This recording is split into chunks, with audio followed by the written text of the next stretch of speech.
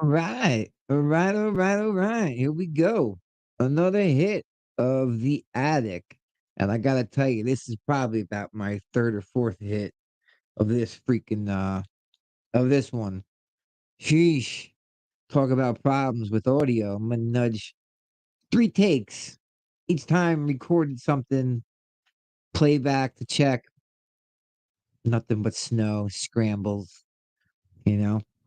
All I had to do is just turn. Sometimes all you got to do is unplug the stuff and plug it back in, or turn it off and turn it back on, and it fixes itself.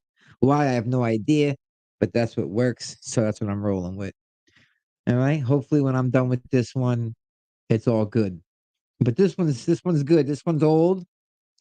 I have two videos, 11 minutes long. Another one's 9 minutes long, on an old subject, but very relevant.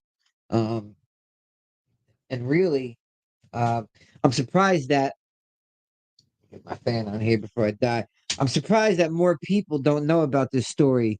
Um, I know some do, but a lot don't. Especially in my 50s, 60s, that age.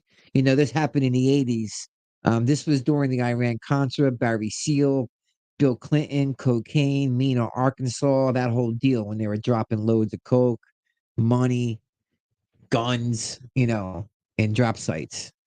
Um, you can hear Rick Ross, the real Rick Ross, if you dig it, um, talk on that. They pulled up to the train yard in Compton, and there was just trailers full of guns just left open, left for them to just have at it.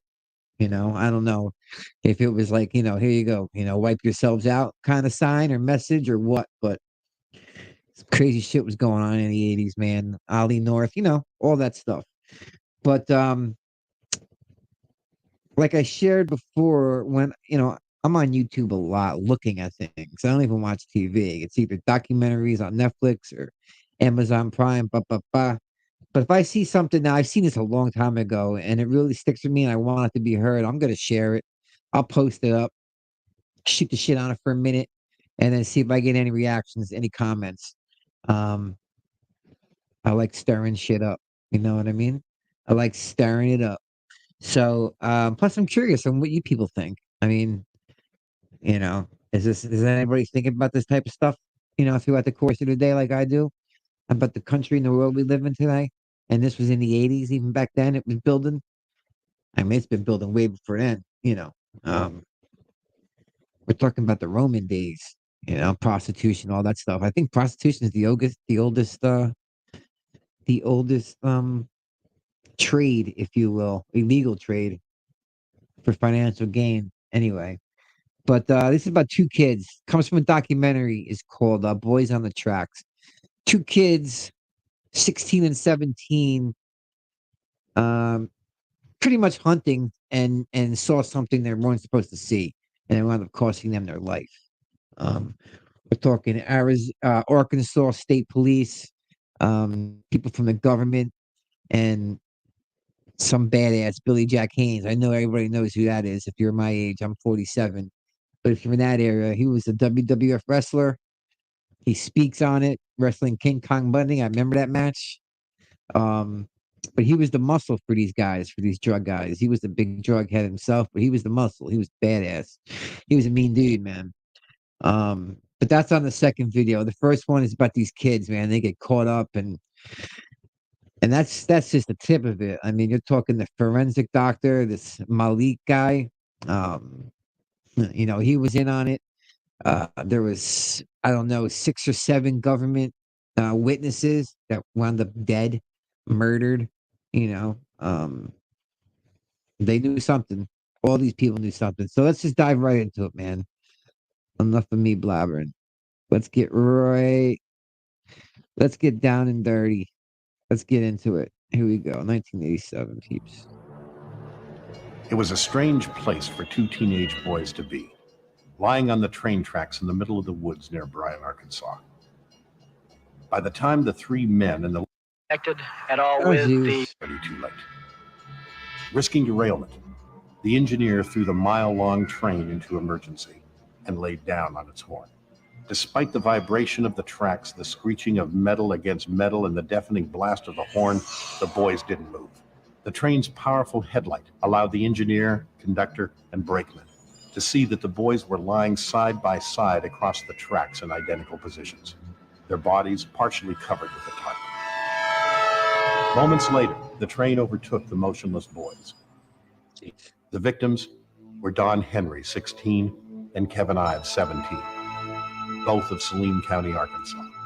They would have started their senior year at Bryan High School the next day. Kevin had spent the night at Don's house, and the two had ventured outside a little after midnight, never to return.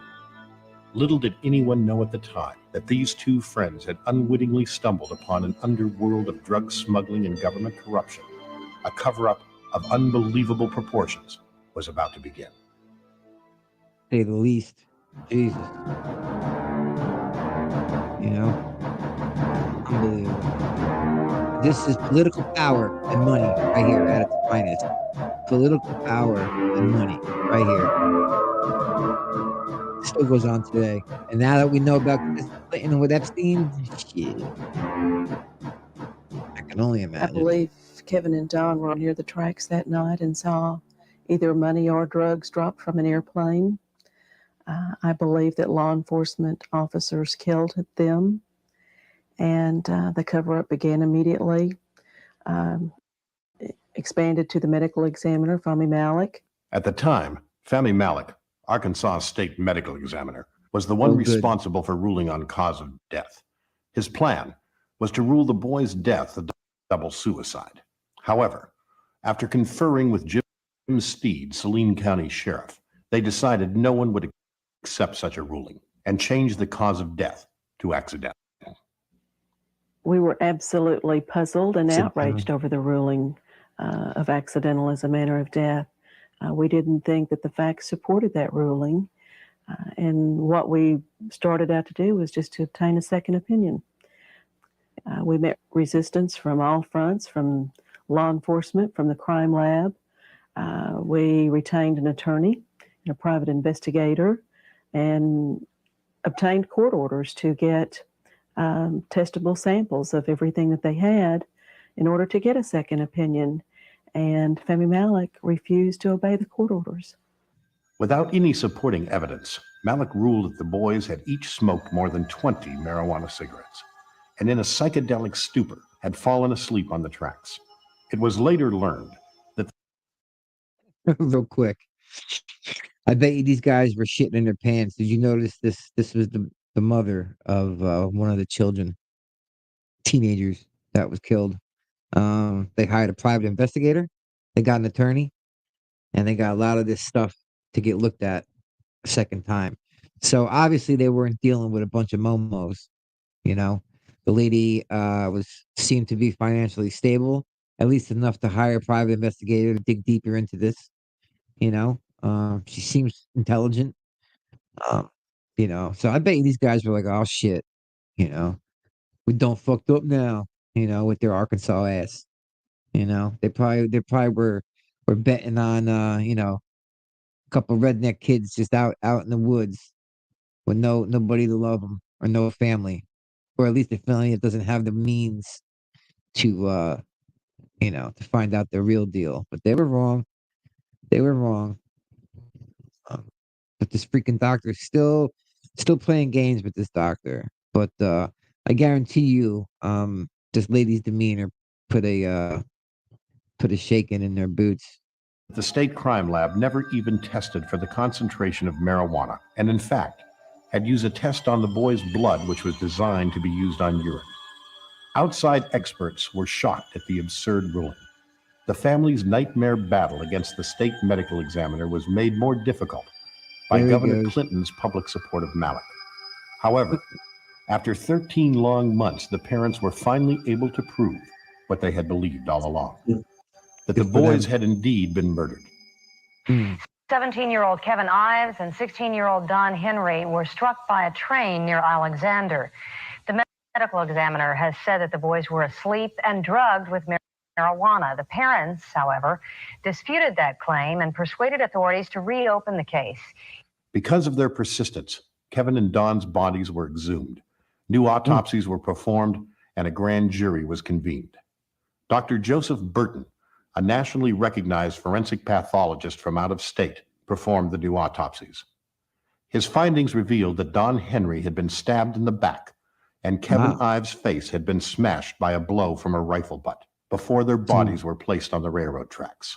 Remember this, This guys. information alone would strongly suggest that the boys were injured, rendered unconscious, or even killed prior to their bodies being run over by the train. Burton's autopsies also revealed that Malik had mutilated Kevin's skull by sawing it in so many different directions that it was impossible to tell where the original skull fractures were. Malik also had completely dismantled Kevin's jawbones. Burton stated he had performed thousands of autopsies and had never seen anything like it. Was Malik trying to hide something? Absolutely. Was they stabbed? The answer is no, they were not stabbed. Were they dead beforehand?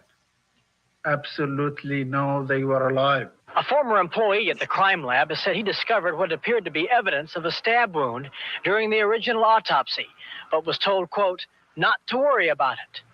Malik has refused all comment. The deaths of these two boys most probably were not accidental deaths, but that they met their death as a result of injuries inflicted on them by other people or another person. In addition to Burton, 2 other forensic pathologists and 7 forensic investigators with more than 100 years accumulated experience investigating homicides reviewed the case.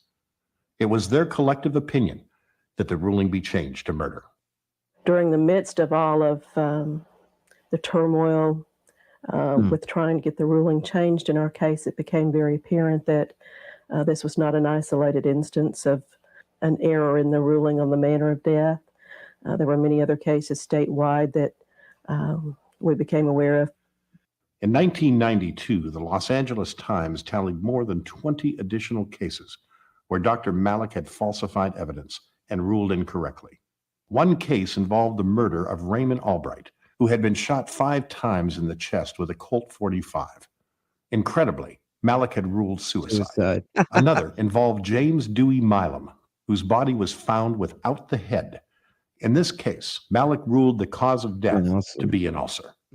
Although Milam's head had been clearly severed with a knife, Malik claimed the family pooch had bitten off the head, eaten the entire thing, and then regurgitated. Malik says he tested the dog's vomit and found traces of Milam's brain and skull. Unfortunately for Dr. Malik, Milam's head was later found. Malik, it turns out, had made up the entire story. Media coverage of Malik's dishonest rulings resulted in a massive public outcry, calling for his removal from office. The medical examiner comes up and he has fabrication to where he has created his own evidence. This is of a magnitude it could create a national scandal, and if necessary, it will. I have work to do. I have work to do. Excuse me, please. You can say that you are I think that's a co-worker of his. Lying on his autopsy cases, lying in court. Oh. And he's not an honest person. And why should be prosecuted? He should be prosecuted. Nevertheless, both Governor Clinton and the Arkansas State Medical Examiner Commission Chairman, Jocelyn Elders, who had the power to remove Malik from office, not only insisted he remain, they gave him a raise. Based on the facts I have, I really feel that Arkansas owes Dr. Malik a great debt and a real apology. Today, the governor was asked if Malik should resign. I don't think that's a decision that I should make based on what I now know. It didn't matter what Malik did, whether it was perjure himself in court, fabricate evidence in murder trials, call coroners murderers. Clinton defended him by excusing it as being stressed out, overworked, and underpaid. His testimony compromised evidence in a lot of felony cases in Arkansas. And it was very transparent that Fahmy Malik had some kind of hold over Bill Clinton. The end result was that he was... Well said. You hear that? And now knowing what we know about Clinton and Epstein, this guy Malik, Jesus Christ, my mind's My mind's racing. I wonder what he had over Bill Clinton. Who knows? But this guy does all this destruction and damage, doesn't get fired, gets $14,000 raise. Come on, and gets praised. Jesus Christ, what's going on here, man? Political power, sons of bitches. Given a $14,000 raise. It was an absolute insult to my family. Read my lips. I'm not going to comment. I was can't read them freaking lips. outraged that protecting a political crony of Clinton's was more important than the fact that 2 young boys had been murdered. Despite the policy of investigating any suspicious death as a homicide until proven otherwise, the Saline County deputy who took control of the scene where Kevin and Don were murdered immediately ordered it worked as an accident. Procedures were never taken to protect the scene and properly collect evidence. We were told to work as an accident, or the investigators were told to work as an accident, and it was not enough time and emphasis put into it right there at the scene. Against all standard police procedures, the back of the train was used as a reference point to record the location of the boys' bodies and possessions. Once the train left, the reference point was lost forever, and the information gathered became totally useless. Our local investigation was headed by our sheriff, Jim Steed. He later went on television bragging about what a thorough investigation he had conducted, and that he felt very sorry for us as parents, but that he had every confidence in Family Malik's ruling. Their investigation was so thorough that they left my son's foot out there for 2 days in plain sight. A number of pieces of evidence collected at the scene eventually turned up missing. Police refused to acknowledge the existence of this gun, even though its collection by police was captured on video. Likewise, all 3 members of the train crew observed a tarp covering the boys' bodies on the tracks prior to the impact. The conductor even showed investigators where the tarp had landed after the impact. Nevertheless, the police denied the tarp's existence. Paramedics. The paramedics. Yeah, I believe the paramedics picked up a tarp from the boys. I believe they had it coming down the railroad anyway. They had body bags. Walking down through here picking up different, But separate from the body bag was a tarp. Right. Remember what color it was? I can't remember. Everything was kind of in a chaos. I really didn't pay that thing much attention. I knew it was some kind of a tarp. It wasn't a bad body bag because they had it, more or less folded. And close as I can remember, they laid it down right there. When we began hearing rumors about a tarp covering Kevin and Don on the tracks, we questioned Saline County law enforcement about it. Rick Elmendorf and Chuck Talent sat here in my living room and told us that they were absolutely certain that was an optical illusion that the train crew had seen, that they had conducted tests on their clothing, which would have revealed fibers from a tarp impacted either on the clothing or the bodies themselves. We found out much later that was a lie. They had never conducted tests on their clothing. Of course they didn't. My interpretation of that is that they had some reason to lie. Perhaps were even involved themselves. In what would turn out to be the most ironic twist in this case, Deputy Prosecutor Richard Garrett and his friend defense attorney Dan Harmon approached Linda Ives and convinced her that they would do everything in their power to catch those responsible for the murder of their son. Harmon was subsequently appointed special prosecutor to head the grand jury probe. However, as his investigation advanced, potential witnesses began turning up dead. May 1988.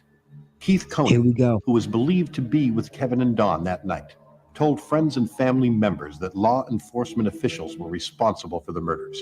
2 days later, he was killed when his motorcycle crashed while he was being chased. According to some officers, his throat had previously been slashed, and he was apparently fleeing his attackers when he lost control. However, this... All right, so dig that, man. This kid is either at a red light or a stop sign on his motorcycle. He's seen too much as well. Things were getting heavy. So somebody runs up to him, slices his throat, doesn't do a proper job, so he kicks it, takes off on his bike. Apparently, crashes. He's probably bleeding out, probably in pain, panic, crashes the bike. So that's one. There's probably like 5 or 6 more, but this is crazy. This is nuts. Crucial information was left out of the final report. There was no autopsy or investigation. And I don't think it was an accident because he was fearing for his life, a couple of months before. He said a couple of times that he knew people, that he was being watched, and he was afraid. Mrs. Alexander says her son knew the two teenagers run over by the train, and she says he indicated to her he had been there when the boys had died, that he spotted 2 attackers. But he knew there was 2 there. I did try to get him to tell me who, and he was either afraid or didn't know. November 1988. Keith McCaskill, who was allegedly at the tracks that night, turned over information he had about the boys' murders to Richard Garrett. Believing he had talked to the wrong people, McCaskill had made his own funeral arrangements, told family and friends goodbye, and within days was murdered himself, stabbed 113 times. His murder remains unsolved. The night of elections in 1988, he took 2 pennies out of his pocket and threw them on the bar there at the wagon wheel and said, "If Jim Steed loses this election, my life isn't worth 2 cents." And he was murdered that night. Harmon, Garrett, and members of the Arkansas police suddenly found themselves in the awkward position of having to try and convince the public that the deaths of these key witnesses, coming at a crucial point in the investigations, were merely a coincidence. I think that Mr. McCaskill was probably suffering from a lot of paranoia. And right now the indications are that nobody else was involved. Might there have been a reason, though, for his paranoia? I'm sure there was a reason for his paranoia. Because he talked to the police or the prosecutor? I don't know that would be the reason. What about the murder? Is it connected at all with the grand jury investigation? Not that we know of. McCaskill was a witness in the Bryant train deaths investigation. Although police haven't ascertained a motive for the murder, they say there's no connection. Link this investigation to the deaths of Don Henry or Kevin Ives, and I don't foresee anything in the pursuance of the rest of this investigation that would be anything that would make me change my mind. Those believing in a massive cover-up by police and elected officials, which included the possible murder of witnesses, watched in horror as the death toll continued to climb. Jeez. January 1989. There we go. Greg Collins, who failed to appear after being subpoenaed to testify before Kevin and Don's grand jury, was killed by a shotgun blast to the face. His murder remains unsolved. There you go. March 1989. Boonie Bearden, a friend of both Coney and Collins, disappeared. An article of Bearden's clothing was found in the vicinity where an anonymous caller claimed his murder had taken place. His body was never recovered. April 1989. Jeff Rhodes was murdered after telling his family he knew too much about Kevin, Don, and McCaskill's murders. Another kid. Rhodes had been shot in the head and his remains set on fire in a dump. July 1989. Another one. Richard Winters, another grand jury witness, was gunned down during a robbery, which apparently was staged to cover his murder. His case remains unsolved. June 1990. Jordan Ketelsen, who was believed to be connected to the McCaskill murder, was killed by a shotgun blast to the head. There was no police investigation, and his body was cremated before an autopsy could be performed. June 1995. Mike Samples, another grand jury witness, was shot to death. Sources claim he had been involved in retrieving drugs dropped from airplanes. Authorities have denied any connection between these cases and the murders of Kevin and Don. So he was doing a little bit of work. The people whose testimony might have solved this case years ago have systematically been eliminated. There apparently was a great deal of fear that these people could implicate very powerful players. The 8-month-long grand jury investigation into Kevin and Don's murder came to an abrupt halt December 31st, 1988.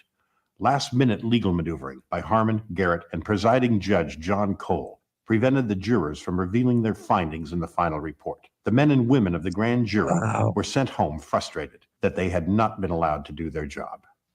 The Saline County Special Grand Jury has now disbanded. 3 hours ago, it delivered its final report on the deaths of 2 teenage boys. But the grand jury was not allowed to do what it wanted.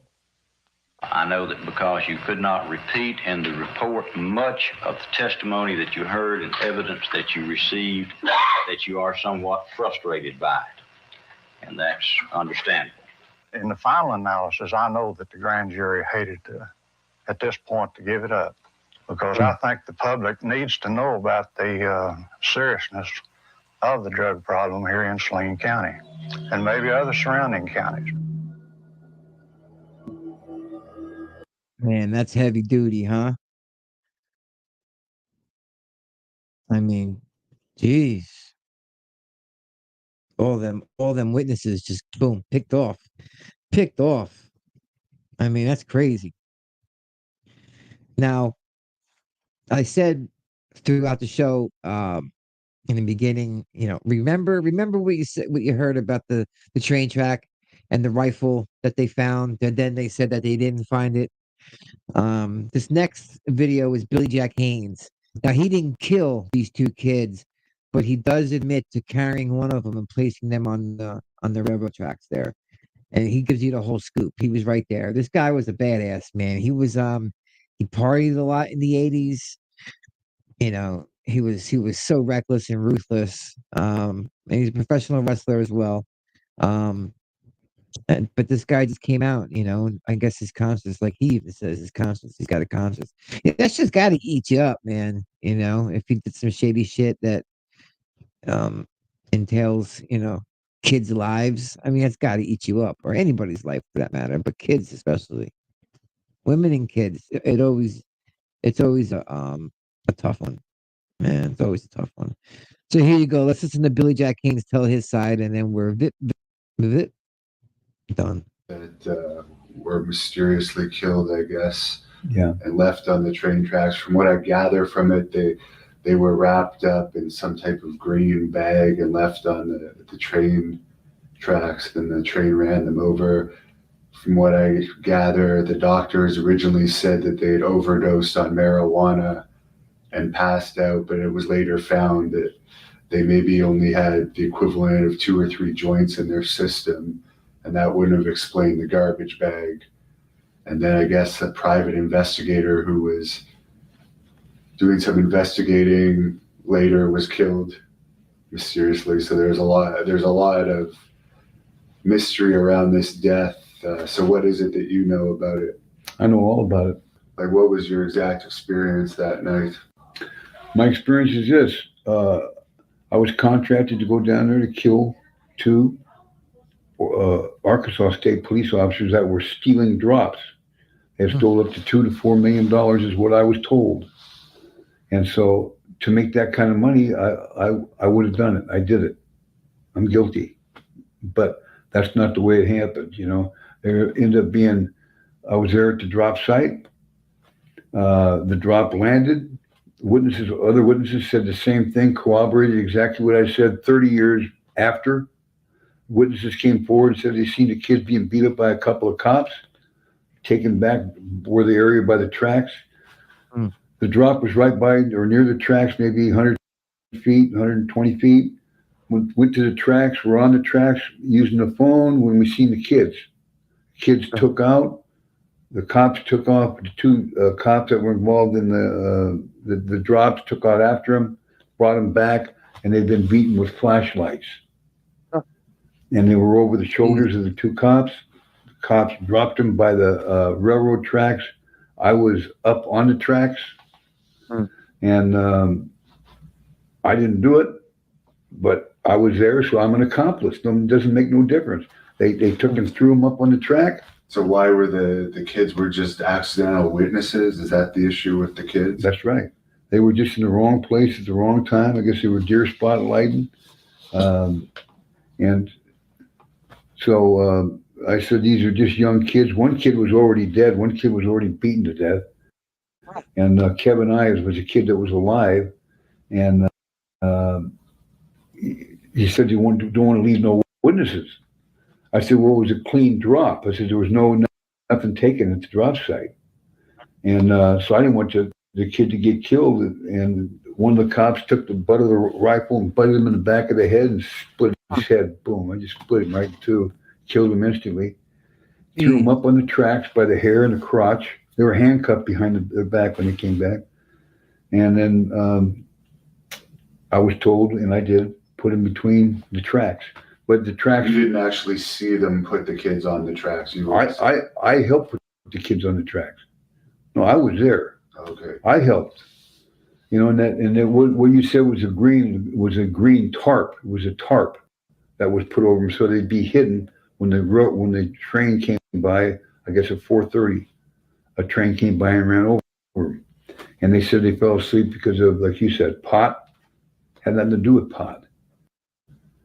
You know, they were already dead. They'd been murdered.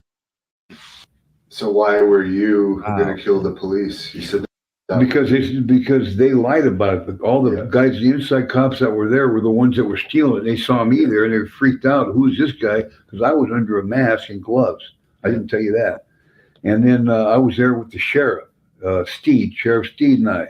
So they were wondering who the hell is this? So they couldn't steal any money that day. Yeah. On the drop. Those drops, sometimes there's $2 million cash and $2 million in coke. It just depends on what they drop. It's in Alexander, Arkansas. So who was making the drop though? The drops were made by, there's drops all over the place. It comes out of Mena, Arkansas and Colombia, over in Central America. Yeah. And it was the Contra era, Iran-Contra, But where did they drop it? They dropped it, there was an open field in Alexander's where they dropped it that night. Yeah. And they were dropping, I guess the drops were like every 2 weeks, every month, I'm not really sure in Alexander, but they were being stole. Yeah. And it wasn't going to happen again. So they were really watching the site. That's when I was there, sent down there, and I was going to beat the two guys to death with my bare fist with gloves. So you went down there by yourself? I went down there by myself after I wrestled King Kong Bundy in Detroit, Michigan. And the guys have tried to say, oh, no, he wrestled the 23rd or 22nd. No, I didn't. I did not wrestle. It's not on any card. I didn't wrestle till the 28th because my gym opened the 13th. So of September. I know exactly what happened. It's documented. Anybody can look it up. So you were paid to go there to kill whoever was stealing the drops. That's correct. That's You didn't know if it was police. You didn't know. I didn't care who it was. I didn't care who it was So at that time. You were there by yourself. Yes. And then you randomly saw these police. Yes. Well, I had met them before, and they were, starstruck a little bit with the wrestling and all that stuff. We wrestled in Little Rock, I think, but very little in Arkansas. Louisville, stuff like that. We did. Kentucky still doesn't really ever come to Arkansas. Yeah, it just very rarely does. But they knew who I was and the muscle and all that stuff. I'd been around the dope game for a long time. So did the police that you're saying killed the kids, if they didn't know you were going to be there, how did you come about to help them? Well, it was a secret for 30 some years. I mean, I was going to open my mouth. No, but like that night, if you were by yourself and nobody knew you were going to be there other than the person that contracted you, how did you end up helping the police put the kids on the tracks? Because you said nobody came to steal the drop. Right. No, we went to the tracks after the drop. The drop was made and there was nothing stole. Okay. If someone was going to steal the drop, then the cops were going to take the guys back. I wasn't going to do anything. So the cops were involved with it? Oh, they were involved with everything. They met me and they were all confused. And that's why everybody started going towards the track. When we all went to the tracks, got up on top of the tracks, there was these kids and they took off running and then they did have a gun, but the gun was never recovered that the kids had, right? The gun, they showed it. It was a rifle. It was a rifle shot. For hunting or something. So when it was never recovered, but I actually seen it myself, because I've been one to put it alongside. So you didn't see the kids, the cops, you're saying, ran and got the kids, cuffed them. I don't know what they did to the kids except the flashlights were all bloody. And it was very dark, humid. It was August 23rd, so it was very humid. And the flashlights were on the kids, and so you could see the blood was everywhere. And then they just threw them on the tracks, and it was my job to. Well, I had no weapons, so these guys are all armed. Well, I'm going to get shot to death, or I helped them. Were you paid? I still got paid $50,000. That was the deal, and I got paid. Now you're saying all of this publicly. Aren't you concerned either that if the police investigated this or someone investigated this now and your connection came with this, you could go to jail? Well, you sure go to jail, could be killed very easily. That's why I'm saying there's nothing, you want to go back in a guy's memory. I went and talked to Linda Ives, who I went down there twice. There was nothing like to gain or lose. This has been on the news down there in Arkansas. ABC. I saw the news. I mean, but why would you come out about it? Conscience, man. Conscience, my conscience. Yeah. I have a heart. Seriously. I miss my son. I was a very, very, I've had really a kind of a screwed up life. A lot of it is my own fault. But I would never kill a kid. But I have taken people out, and I've done contracts with broken legs. I've done a lot of bad things, And he said, "Well, are you scared?" Well, have I ever been scared? Fuck no. I've never been scared of nothing in my life. When you're raped at 4 years old, you're scared of nothing. I could take 1,000 showers and not be clean. I still feel something in my butt. That's just the way it is, man. I'm not afraid of nothing. They want to come after me, come after me. Now, when you mention you've had to perform stuff like such as break someone's leg, is that in a situation where somebody owes money and they didn't pay? You basically have to send a message so they pay you to do that. Yeah. Yeah, and I'm not proud of that fact. I mean, you don't have a conscience, and I never did. My dad was blind, and steroids really, I bet don't help either if you have a lot of testosterone in you as well. Yeah, same. So you're saying you may have actually ended some people's lives over the course of your. Well, yeah, but the whole thing is this. I feel better about myself. Anybody with a half a brain knows I'm telling the truth. It was Iran Contra, and a very good friend of mine, Barry Seal, was assassinated on February 19th, 1986. And when that happened, I knew I could go at any time. Barry Seal. Yes, sir.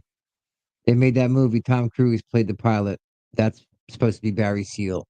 He was flying coke from, like I said, Central America, wherever, Mexico, into the States, and dropping them all over, and had pretty much free reign of the skies.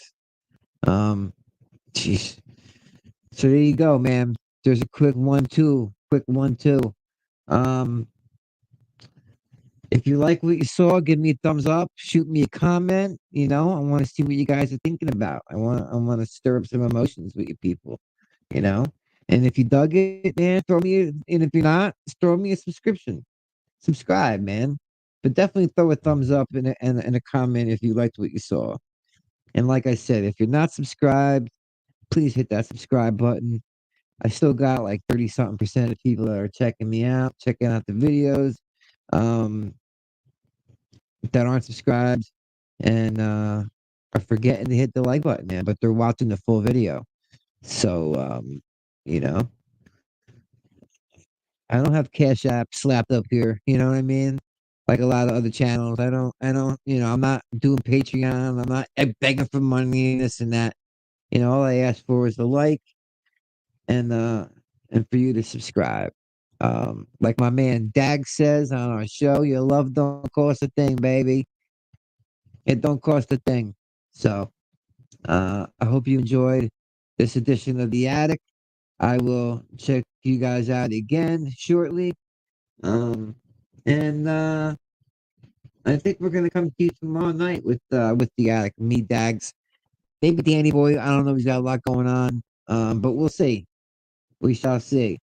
All right. So thanks again for tuning in, and I will catch you